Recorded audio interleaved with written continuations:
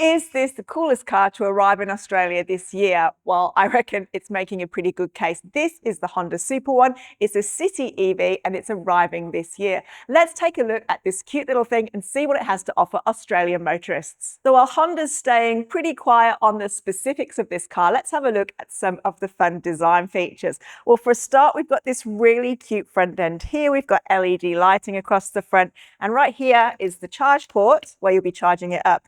And you're probably going to be charging it fairly frequently. It's not going to have a lot of range with it being such a small car. In terms of some of the details, we've got this really cool kind of ultraviolet purple colour on this car. There's no colours confirmed yet for Australia, but I'm hoping that we'll see this one. It really does look pretty cool. And then we've got this design through here, which looks a bit like recycled plastic. Again, hopefully we'll get this finish when it comes to Australia, because it has got quite a nice contrast between that paint colour and that black finish there. And then again, like I say, these LED headlights really do help the car front stand out and contribute to this car really having a significant presence on the road, considering it's so diminutive. This is a tiny car. It's less than 3.6 meters, so it's going to be great for maneuvering in an urban environment, and parking is going to be a dream. But how does that translate to space on the inside? Let's go take a look. Well, straight away, the first thing that I've noticed is there's some fairly hefty bolstering on the seat. So we'll see whether we get kind of an Australian bum size spec in our seats.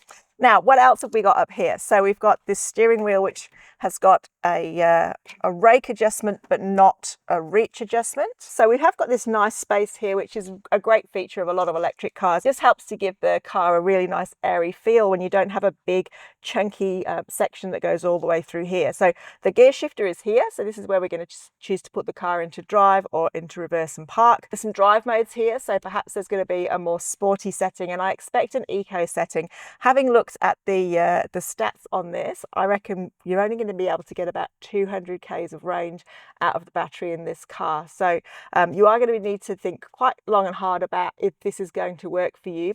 Now, in terms of technology, we've got a relatively small infotainment screen. It definitely fits with the overall cabin ambience, and I actually don't mind a smaller screen, particularly in a car like this. We've got buttons here for the heating and ventilation, so we've got a nice combination of ways to drive the infotainment screen and then also ways to keep ourselves comfortable. All great. And then there's some vents. There's 4 vents across here, kind of a little bit similar to what you might see in some other Honda models. Yeah, there's definitely some familial things with this car that you see across the rest of the Honda range. We've got storage all the way through here, although it does look like things will potentially slide about a bit there.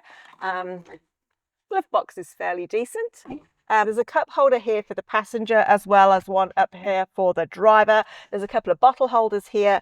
There's a shiny kind of slimline area through here, but I reckon if you popped your keys down here, they'd slide about a bit. Not heaps of clever storage options that you might see in slightly larger SUVs. But that's the driver covered off. Let's go and have a look at the back seat.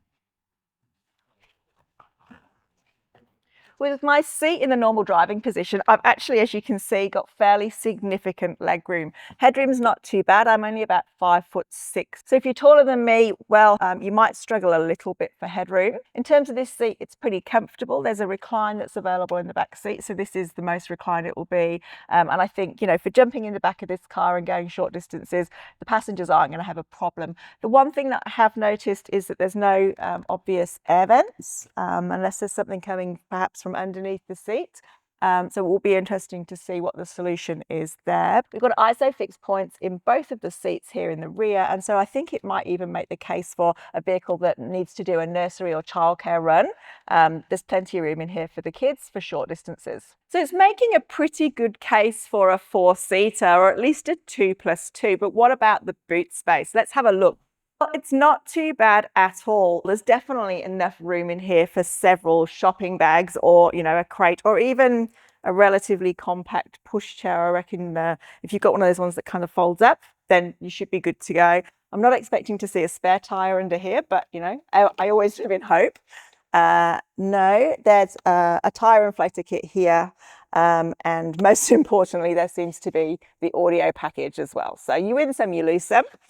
but popping the bonnet and there's no room inside this front end for a Frunk. But that doesn't really matter because I reckon that the storage all in all is pretty good on this car. So it's making a pretty good case all the way through. It's definitely packaged pretty well, but we haven't taken it for a drive, and the proof of the pudding with any electric car is going to be that range and how quickly it's going to charge. It's definitely a city or an urban proposition, although that being said, I can see it making a case in regional areas where people are looking for a vehicle that they can use during the week to go to the train station and maybe for slightly longer distances on the weekend in between regional towns. So I do see that it has a role in various different settings, but again, the proof is going to be how much range we're going to get out of the battery. We're looking forward to driving it later in the year, and then we'll be able to give you a full assessment of the Honda Super One and just what we think. If you're looking for your next car, you can research and compare running costs, features and specs, and view loan options at RACV CarMatch.